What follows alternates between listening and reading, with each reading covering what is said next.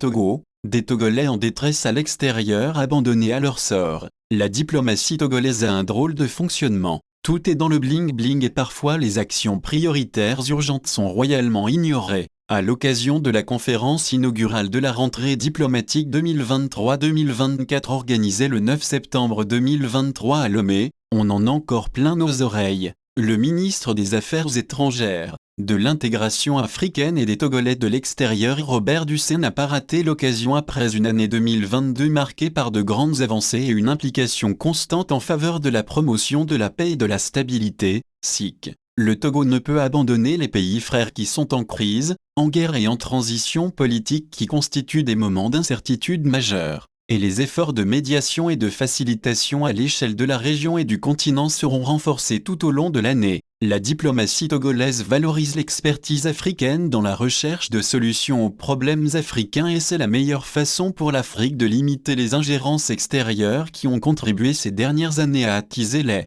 foyers de tension et à mettre le continent en difficulté, a-t-il déclaré avant d'ajouter au niveau régional et continental. L'engagement du Togo pour la paix et la sécurité collective sera renforcé. La première édition du Forum de la paix et de la sécurité de Lomé, prévue pour le mois prochain, donnera le ton des Togolais en détresse à l'extérieur abandonnés à leur sort dans ce lumineux agenda. Le chef de la diplomatie togolaise fait la part belle à la promotion de la paix et de la sécurité. Il était au four et au moulin dans la résolution des crises à travers une médiation paradoxale. Curieusement, quand il s'agit du sort des Togolais en détresse à l'extérieur, il devient aphone. La dernière illustration en date demeure le cas des 3 Togolais arrêtés au Mali avec le conseiller diplomatique français Stéphane Julien. Conseiller des Français de l'étranger basé au Niger, Julien a été arrêté le 8 septembre 2023 par les forces de sécurité nigériennes. Il est détenu pendant une semaine pour complicité d'atteinte à l'intégrité du territoire.